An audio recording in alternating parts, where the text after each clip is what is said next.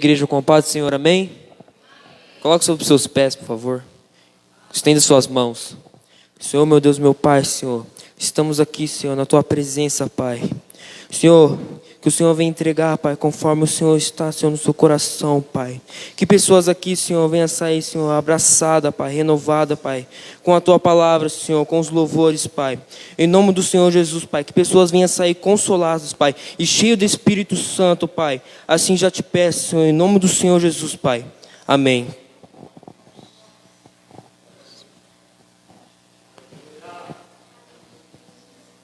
Glórias a Deus, louvado seja o nome do Senhor Jesus. Eu saúdo os irmãos com a paz do Senhor Jesus. É uma alegria muito grande estar aqui com os irmãos novamente, né? Glórias a Deus. Última vez eu acredito que estava no antigo endereço ainda, né? Mas louvado seja o nome do Senhor, porque nós amamos os irmãos em Cristo, tá? E minha esposa hoje infelizmente não pôde vir, mas recebo o abraço dela em nome do Senhor Jesus, tá? Para minha alegria, tá duas jovens ali da nossa igreja, a Miriam e a Aninha. Deus abençoe a vida de vocês. Amém. Louvado seja o nome do Senhor Jesus. Abre a tua Bíblia no tema, né? Foi nos passado o tema lá em 2 Timóteo, capítulo 2, versículo 22. Glória a Deus.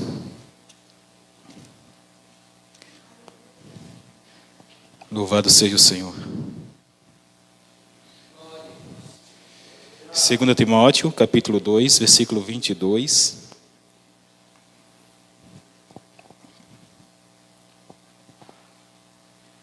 Amém? Podemos ler?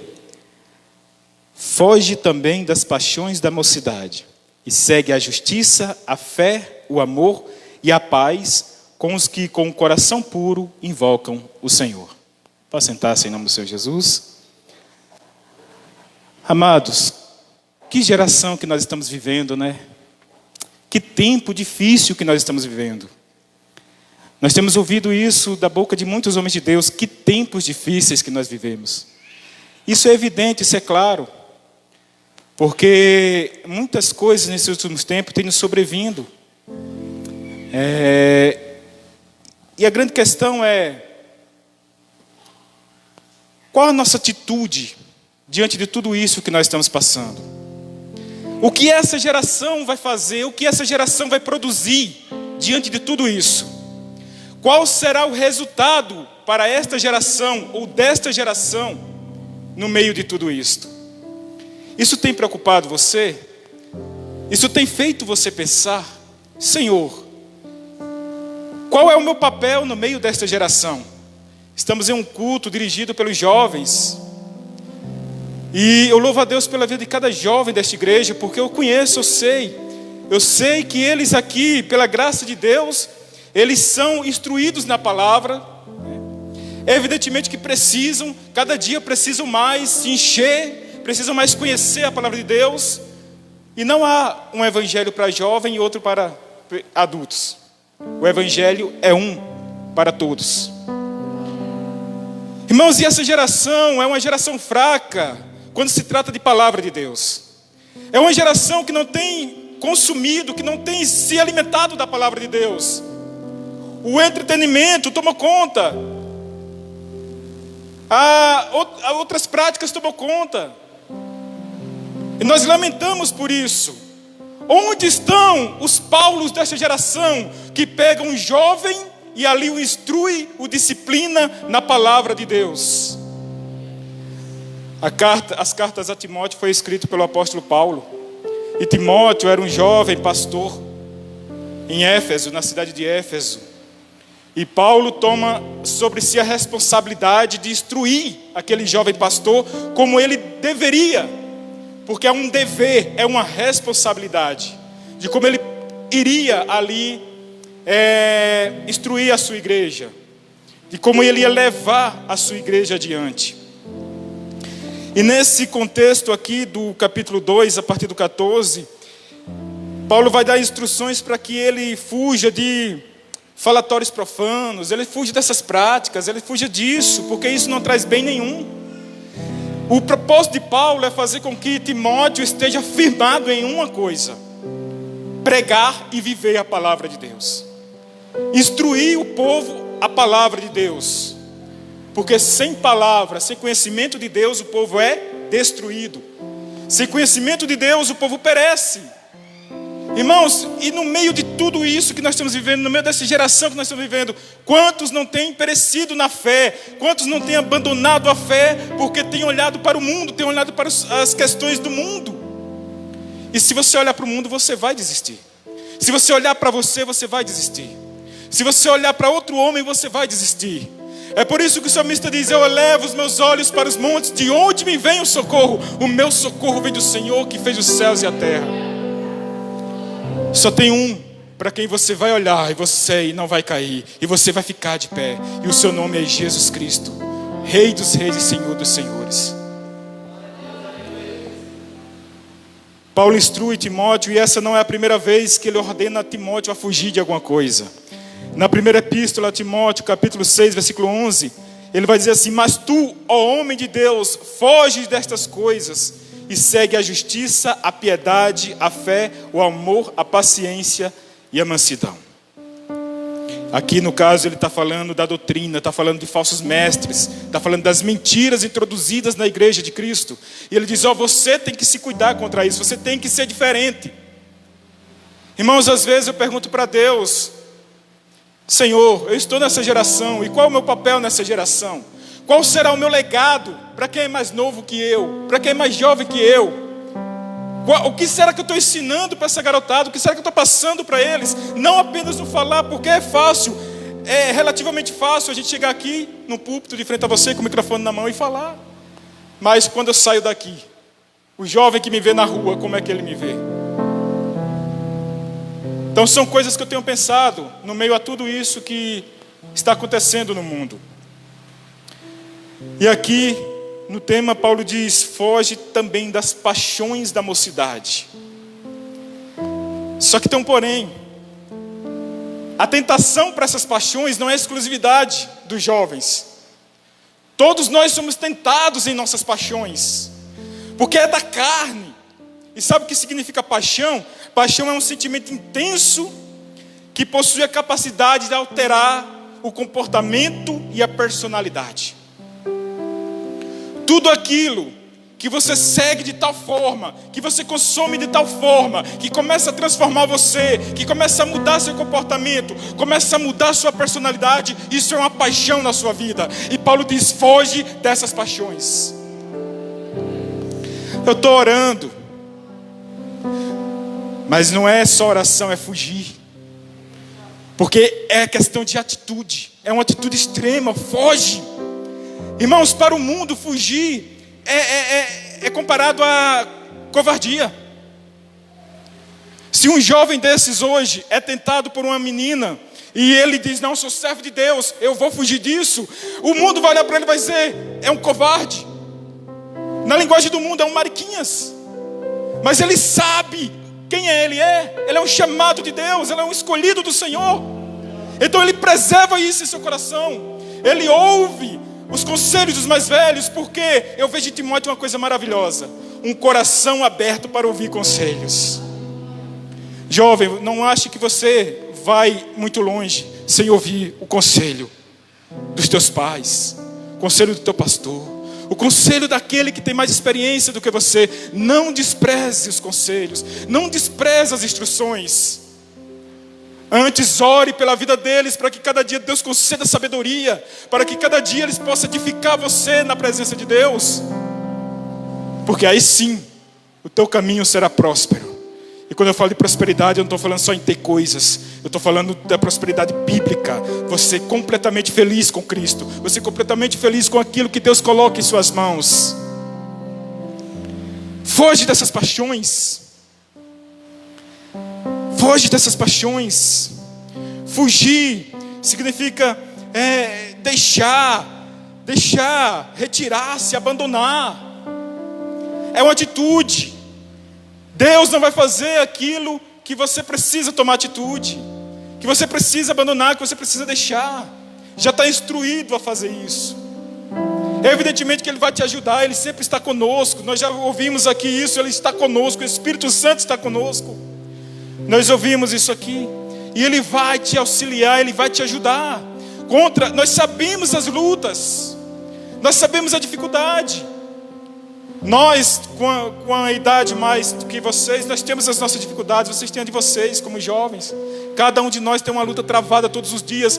Porque todos os dias, desde que você se converteu, Satanás luta para tentar te tirar da presença de Deus. Todos os dias você enfrenta uma luta. Não ache que você está no evangelho para sentar, tomar água de coco e se divertir. Isso não é evangelho. Não pense que você está no evangelho para apenas ouvir músicas legais, ouvir pregações empolgantes. Não, você está no evangelho para, se necessário for, dar a sua vida por Cristo. Esse é o evangelho. E esse é o legado que nós queremos deixar para essa geração. Amar tanto a Jesus, amar tanto ao Senhor, que as paixões da mocidade vão ser abandonadas. As paixões da mocidade, as tentações vão ser vencidas em nome de Jesus. Resistir ao diabo na fé e ele fugirá de vós. Nós não temos poder para fazer ele fugir, mas a fé, o poder da fé em Cristo. Quando nós realmente cremos em Cristo, nós nos investimos de fé. Satanás não pode nos tocar. Resistir o diabo na fé, ele fugirá de vós. Foge também das paixões da mocidade. Foge disso, Timóteo. Você sabe que você é. Deus já falou contigo. Deus já pronunciou ao seu coração. Deus já usou alguém para falar a respeito disso. Você sabe quem você é. E a tentação vai vir forte para você. Eu não vou te enganar. Ela vai vir forte demais. A tentação vai vir muito forte. Mas nenhuma tentação é maior do que aquele que habita em você. Nenhuma tentação é maior do que aquele que habita em você.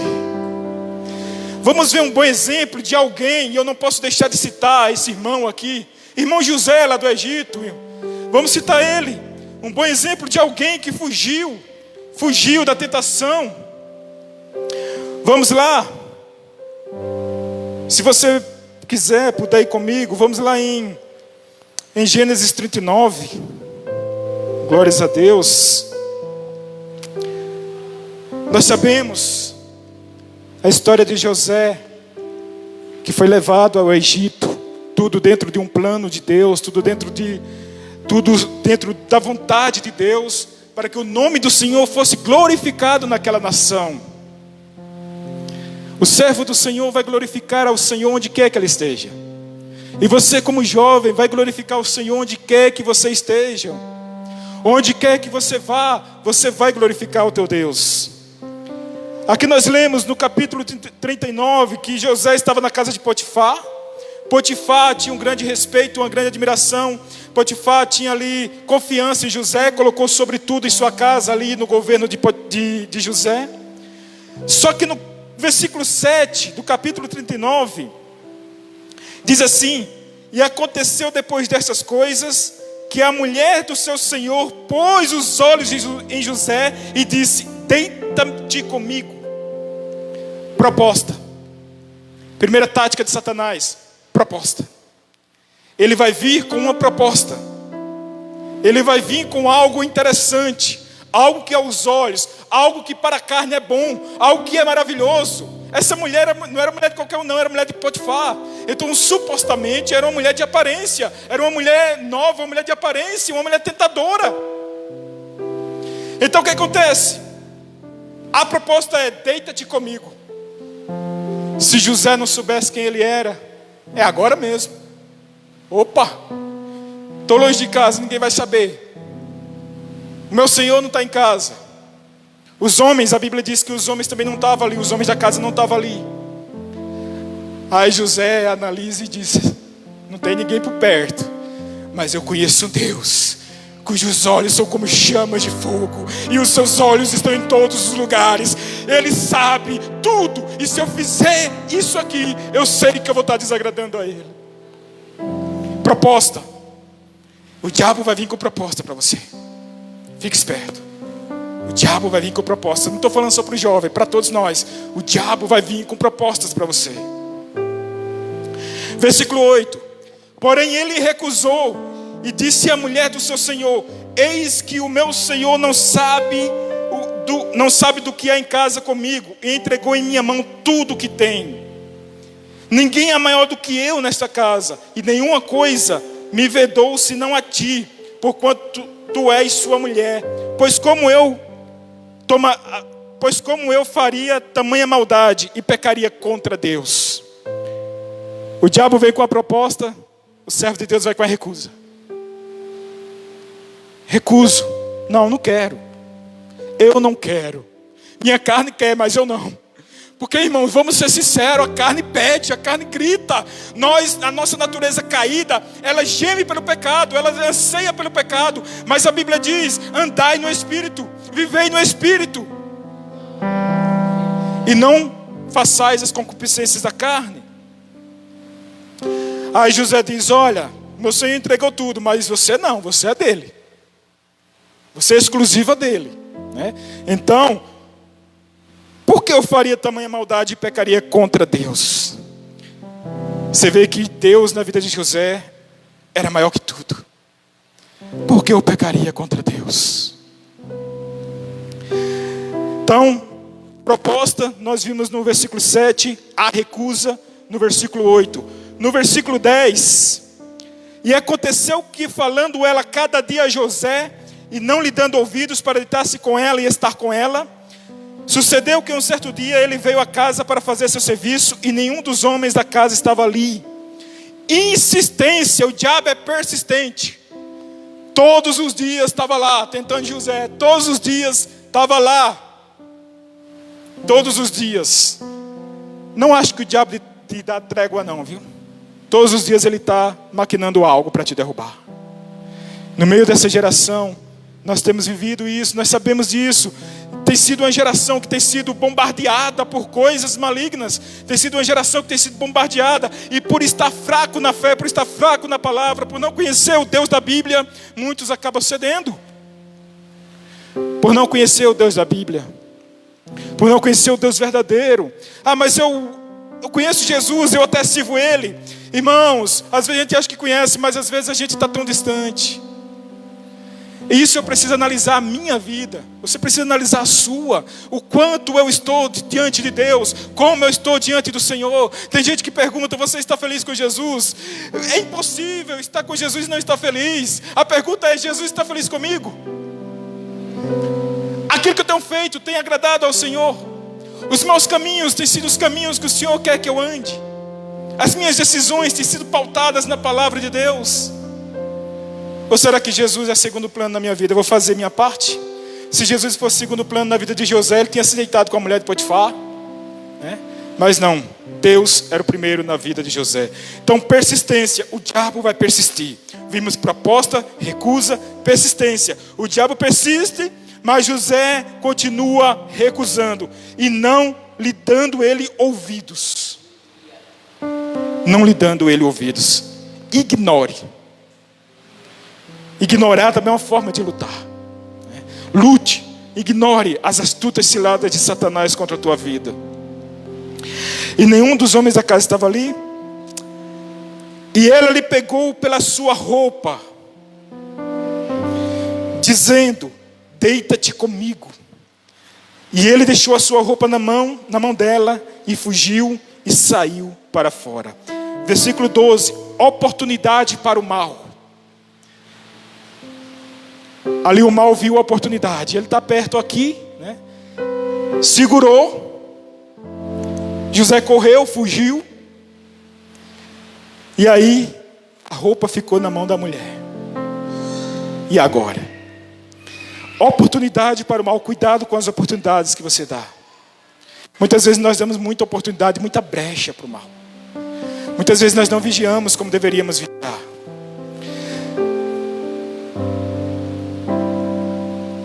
E acontece aqui também, diante dessa oportunidade para o mal, acontece a fuga de José. E ele deixou a sua roupa na mão dela e fugiu, saiu para fora. Fuga. Voltamos ao tema. Evidentemente que para os homens, mulher é uma paixão da mocidade. Para as mulheres também, homem é paixão da mocidade. E aqui, era como se houvesse uma reversão no tempo. Era como se José já tivesse lido Timóteo. E ele tomou o conselho de Paulo. vou fugir disso aqui. Vou fugir dessa paixão. Vou fugir disso aqui. E quando a gente fala em paixão da mocidade, a primeira coisa que a gente pensa é na questão de relacionamento. Mas não é só isso. Quem dera fosse só isso. As tentações são em várias áreas. As tentações são em várias camadas. A sociedade, ela está corrupta em todas as camadas. Por quê? Porque a sociedade é tentada em todas as camadas. Tem gente esperando que a corrupção melhore lá de Brasília. Se daqui de baixo não melhorar, nada melhora. Porque tem gente que acha que corrupção é só roubar dinheiro. Corrupção entrou no mundo desde o Jardim do Éden. Corrupção é pecado. A corrupção entrou no mundo desde o momento que houve desobediência contra Deus. Então toda a sociedade está corrupta. Toda a sociedade precisa se arrepender. Toda a sociedade precisa crer em Jesus. Todo o Brasil, toda a nação brasileira, todas as nações precisam voltar-se a Deus. E precisam fugir das paixões. Vamos olhar para a nossa casa, olhar para a nossa nação. Qual é a paixão do brasileiro? Qual é a paixão da juventude brasileira? A juventude brasileira se deleita hoje com seus ídolos. Se deleita hoje com o narguile, se deleita hoje com suas baladas, se deleita hoje com os seus esportes. Não é errado praticar esporte, mas se você coloca no teu coração como ídolo, é sim. Qual é a paixão do brasileiro? Isso é até um jargão. A paixão do brasileiro é o futebol. A paixão do brasileiro é o carnaval. A paixão do brasileiro é tantas coisas que desagradam a Deus. Então essa nação precisa se arrepender. O que está acontecendo? Eu louvo a Deus. Como assim você louva a Deus? Tantas vidas que estão sendo ceifadas. Evidentemente nós ficamos tristes pelas vidas que estão sendo ceifadas. Mas quando Deus quer mover o coração do seu povo, Ele traz coisas para despertar o seu povo. Ele permite, Ele traz, Ele age da maneira com que o seu povo comece a meditar o quão distante estamos do Senhor. E o quanto precisamos fugir das nossas paixões, abandonar nossas paixões. Mas é uma coisa tão boa, é uma coisa tão maravilhosa, eu me alegro quando eu faço. Evidentemente, a carne gosta. Porém, como eu falei, nós somos chamados a viver pelo Espírito. Essa é a vida do cristão. Versículo 14 de Gênesis 39. E aconteceu, do 13, e aconteceu que vendo ela que deixara a sua roupa em sua mão e fugira para fora, chamou aos homens de sua casa e falou-lhes dizendo: vede, meu marido trouxe-nos um homem hebreu para escarnecer de nós. Veio a mim para deitar-se comigo e eu gritei com grande voz. Próximo passo do inimigo, próximo passo de Satanás: difamação. Irmão, se você está sendo difamado e você sabe que você é inocente, fica tranquilo. Se você está sendo mal falado e você sabe que você é inocente, Deus sabe que você é inocente, fica tranquilo. Mas porém, se o que estão falando de você é verdade, se realmente você pecou, se realmente você errou, se realmente você fez algo que desagradou a Deus, alguém viu e está falando, arrependa-se em nome de Jesus. Porque muitas vezes a pessoa diz: estão me caluniando, mas às vezes é verdade. Às vezes é verdade. Eu posso cometer algo, alguém vê, aí a pessoa fala e eu posso me defender: estão me caluniando. Não, é verdade, eu fiz. Eu tenho que me arrepender. Agora, quando é calúnia, aí é na mão de Deus que se resolve. Não adianta bater boca. Você vê que José aqui não vai bater boca.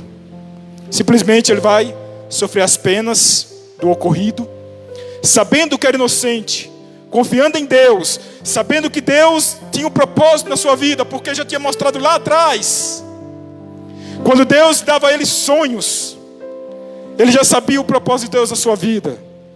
Então, sabendo de tudo isso, firmado em Deus, ele não bate boca com o homem. Ele simplesmente vai viver o propósito de Deus. Qual o propósito de Deus para a sua vida? Irmãos, muitos hoje acham que o propósito de Deus para a vida dele é tornar ele famoso, conhecido. Se Deus quiser, ele faz. Não mendigue fama, não mendigue reconhecimento. Se Deus quiser fazer você conhecido, você vai ser conhecido, se Deus quiser, no mundo todo. Não mendigue essas coisas, mas clame pelo Espírito Santo, clame a Deus pelo Espírito do Senhor.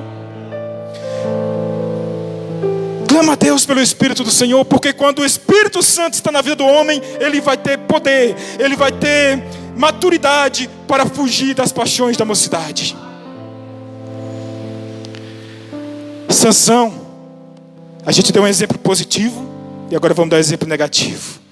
Sansão era o homem desde o ventre, escolhido por Deus, nazireu, juiz, né?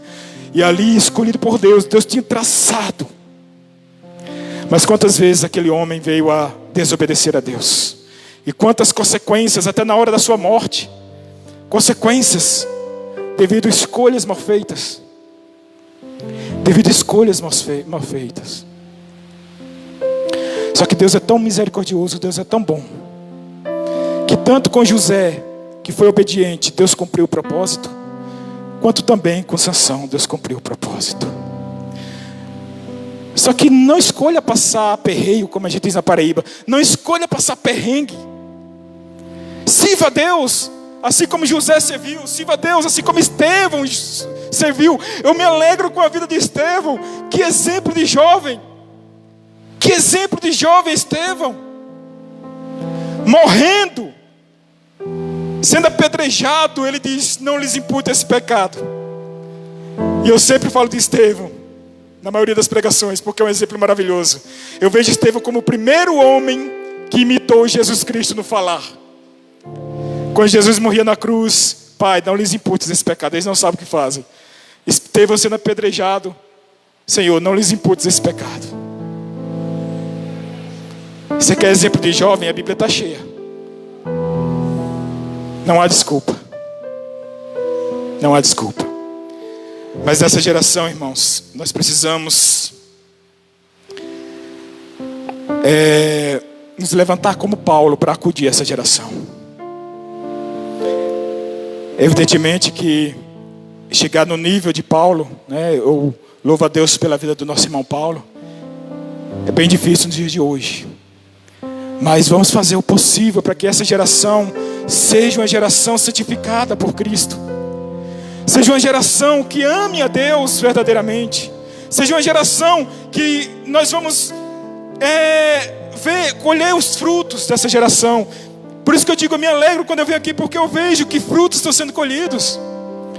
Eu me alegro demais. E eu pergunto: Senhor, o que é que eu vou falar para eles? O que é que eu vou dizer para eles? Eles, pela graça do Senhor, já são bem instruídos. Aí o Senhor diz: você que se engana, eles têm muito a aprender ainda.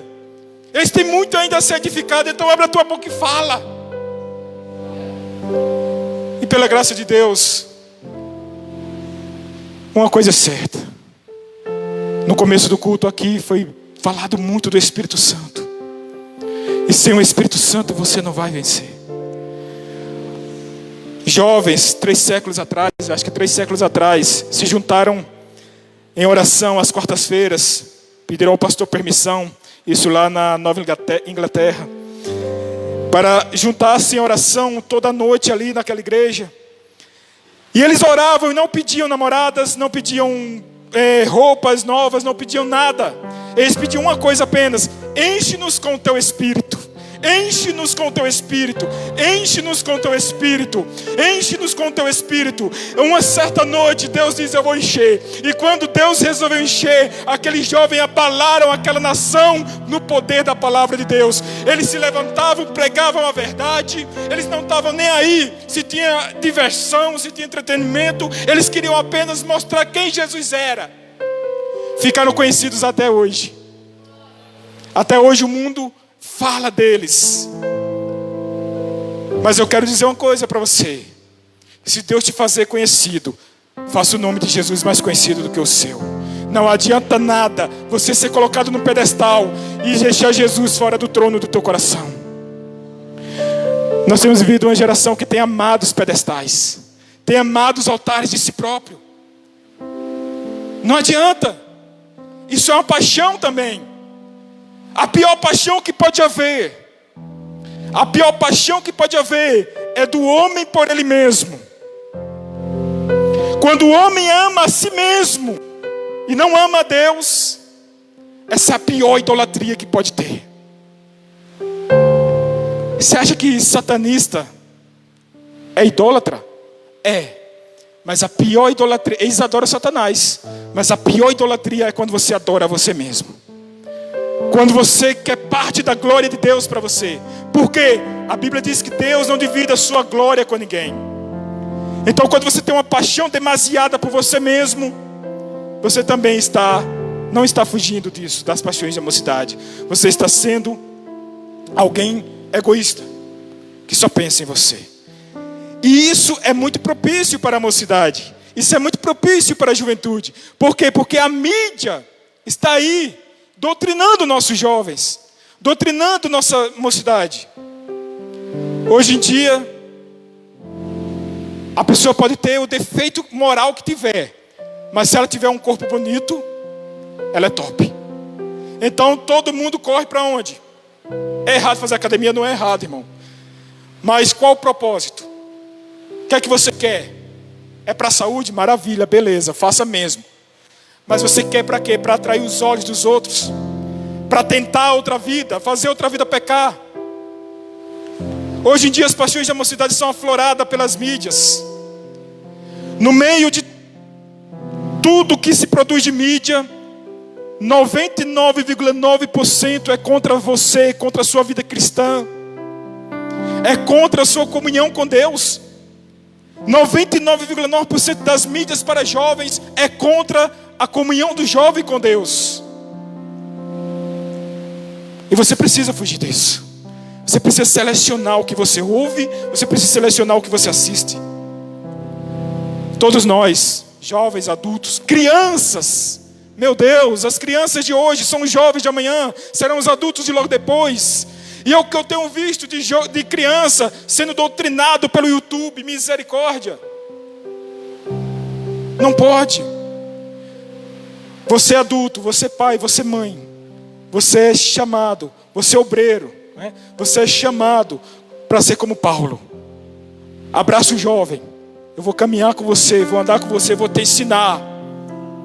Timóteo tinha chamado pastoral. Pode ser que o jovem que você abraça para ajudar não tenha, mas ele é um cristão. Ele tem um chamado para glorificar a Cristo dentro e fora da igreja. Então você, seja como Paulo, instrua. Não só os da igreja, do lugar que você trabalha, de onde você vai, do estabelecimento. É atendido por um jovem, aproveita a oportunidade. Dê testemunho de Cristo. Às vezes, dar testemunho de Cristo não é só no falar, é na maneira que você trata a pessoa. Você vai passar pelo caixa do supermercado, é um jovem, ou seja quem for. Mas como estamos no culto de jovem, é um jovem. Trate ele bem, ajude-o. Ele vai ver que você é diferente. E ali você vai estar testemunhando de Cristo. Irmãos, nós precisamos cuidar dessa geração. Porque senão, não sei o que vai dar. Precisamos orar por esta geração. Pais, orem pelos seus filhos. Vocês que têm filhos crianças, já orem pelos seus genros, pelas suas noras. Já coloque diante do Senhor essas questões. Porque nessas questões, muitos têm deixado a presença de Deus. Nas questões dos relacionamentos, muitos jovens têm saído da presença de Deus. Porque a carne está falando mais alto do que o Espírito. Ou talvez não é a carne que tenha falado mais alto, é o ouvido que está mais atento à carne do que ao Espírito. Amém?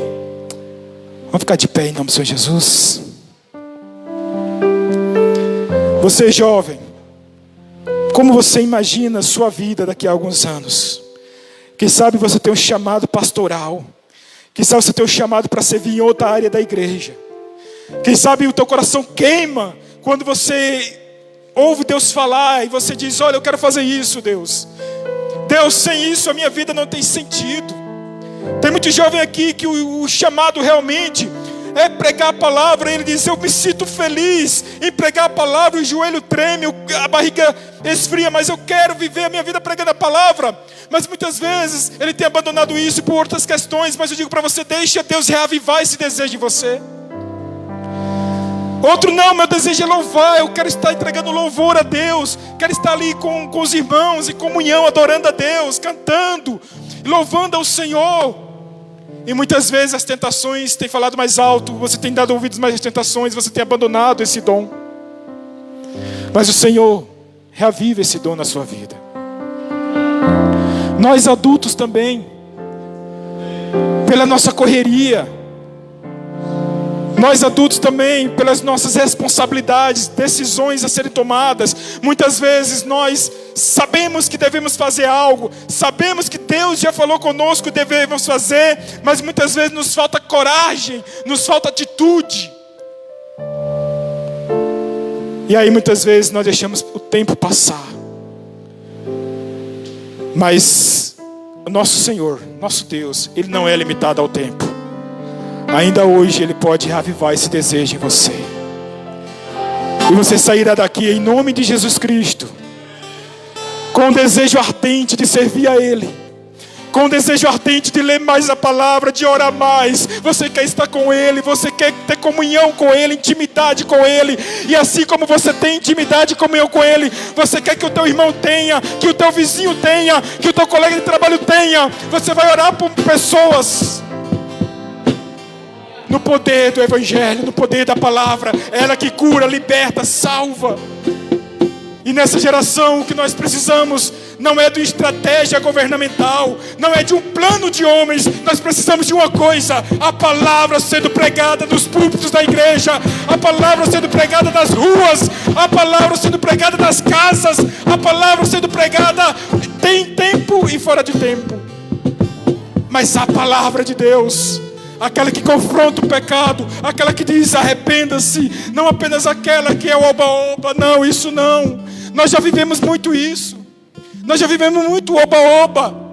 Agora é um tempo que Deus está chamando você para o arrependimento. Deus está me chamando para o arrependimento. Sabem que eu tenho me deleitado, eu tenho pedido a Deus um coração contrito e quebrantado. Sabe por quê? Porque a Bíblia diz que Ele não despreza um coração contrito e quebrantado. Sabe o que é um avivamento? Não é marcar um dia, marcar uma data, juntar um monte de jovem no lugar, juntar um monte de gente no lugar, com data marcada, com hora marcada. Não!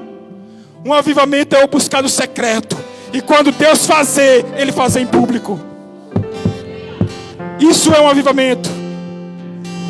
Essa geração vai viver um avivamento quando buscar em secreto. Quando buscar em secreto. Aí sim nós vamos glorificar a Deus verdadeiramente. Vamos orar em nome de Jesus e já encerrar. Senhor nosso Deus e Pai, nós te glorificamos, Pai. Tu és santo, nós somos pecadores, Pai Santo. Tu és grande, nós somos pequenos, Pai. Tu és glorioso, Senhor Deus, Tu és tremendo. Nós queremos te exaltar somente, Pai. Nós queremos receber de Ti renovo, Pai Santo. Queremos receber de Ti força para suportar os dias maus, Pai.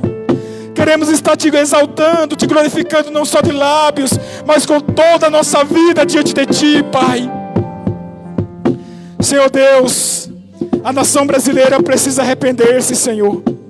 Nós pecamos contra o Senhor em todo tempo, Pai. Toneladas e mais toneladas de pecado sobem todos os dias para a Tua presença desta nação, Pai. Senhor, tenha misericórdia, Senhor. Levanta no secreto jovens que vão orar por este país.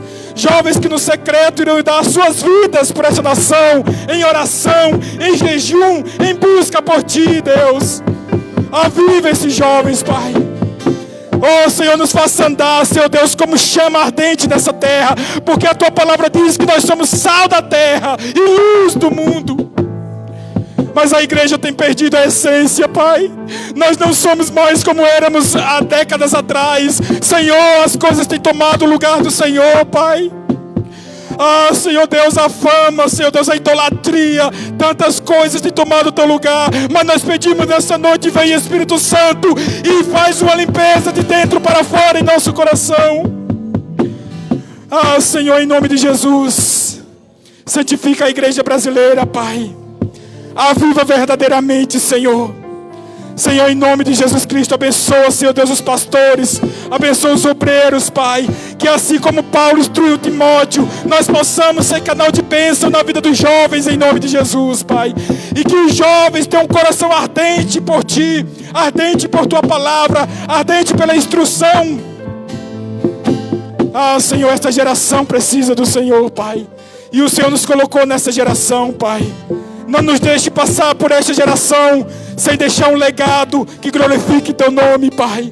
Um legado que exalte o Teu nome, Senhor. Eles podem até esquecer de mim, podem até esquecer do pastor Elias, podem até esquecer dos obreiros, mas eles não esquecerão de Ti jamais.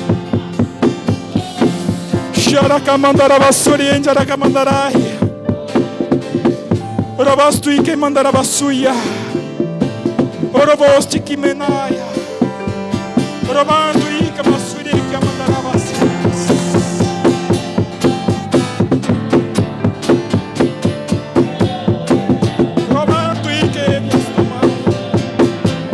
Romando ique vas tomar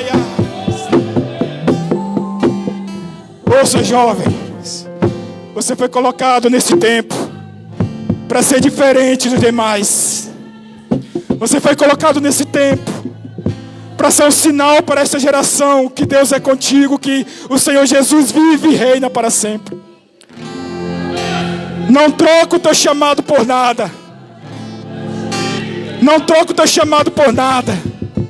Por mais que pareça brilhante aos teus olhos, por mais que pareça valioso aos teus olhos, no final mostrará morte, mas o chamado do Senhor te levará para a vida eterna.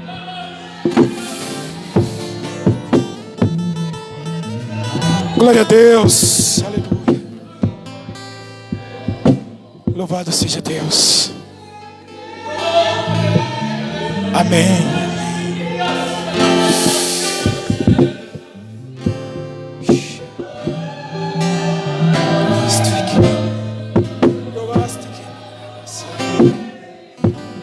Glória a Deus, irmãos. Louvado seja o Senhor. Louvado seja o Senhor. Espero em Deus nessa noite ter contribuído com os irmãos de alguma forma. Espero em Deus nessa noite ter contribuído com a igreja de alguma forma. Louvado seja Deus. Louvado seja o Senhor. Agradeço pela oportunidade. Muito obrigado, pastor. Muito obrigado, Vitor. Muito obrigado, jovens. Muito obrigado a todos. Deus abençoe a vida de vocês. É sempre uma alegria, tá? Deus abençoe. Deus abençoe. E assim eu agradeço a minha oportunidade em nome do Senhor Jesus. Toda a honra, toda a glória entregue a Ele.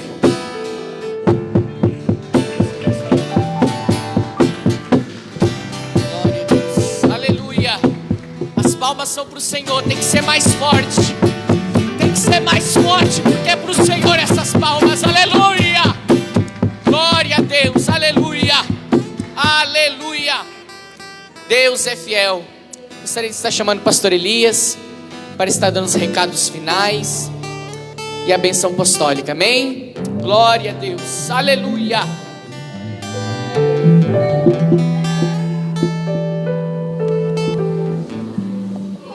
Glória a Deus, aleluia. Como é bom estar na presença de Deus, né, irmãos? Como é bom. Como é bom poder se alimentar da sua palavra. Como é bom poder adorar a Ele nos louvores. Deus abençoe a vida do nosso amigo, do nosso irmão, pastor Leandro. Restaurar, a igreja restaurar, a gente tem uma aliança, né, pastor? Dada por Deus. Tirando as placas da igreja, nós somos uma só, não é verdade, né? Para a glória do Senhor, Deus abençoe a vida deles, as jovens, Deus abençoe. E veio aqui nessa noite cultuar e adorar a Deus. Deus abençoe também a vida dos nossos jovens. Líder da mocidade, Vitor, Rafael, irmã Brenda,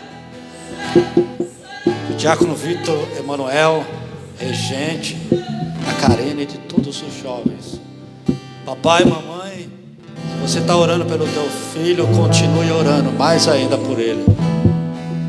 Porque muitos pregadores, homens de Deus, nasceram também debaixo de oração do pai e da mãe. pai e mãe ensinando. Tremendo o que o pastor Leandro falou aqui nessa noite, né? Tremendo. E nós temos batido nessa tecla para a glória de Deus. Amém? Amanhã nós vamos estar aqui adorando ao Senhor no culto da família. Você que está nos assistindo aí através das redes sociais, que Deus abençoe a sua vida. Você é convidado nosso para estar conosco aqui amanhã. Venha ouvir a palavra de Deus. A partir das 7 horas nós estaremos aqui cultuando e adorando o nome do Senhor Jesus. Amém? Levanta as tuas duas mãos para o céu nessa noite. Que o amor de Deus, que a graça do nosso Senhor e Salvador Jesus Cristo, e que a consolação do Espírito Santo de Deus esteja com cada um de vós, agora e para todos sempre. Todos digam: está encerrado esse culto para a glória de Deus. Secreto, e aos teus pés me rendo, pois a tua glória eu quero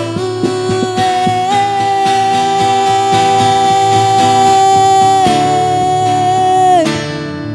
Pois tudo que eu me quero é te ver, me envolva com tua glória e poder. A tua majestade é real, a tua voz ecoa em meu ser.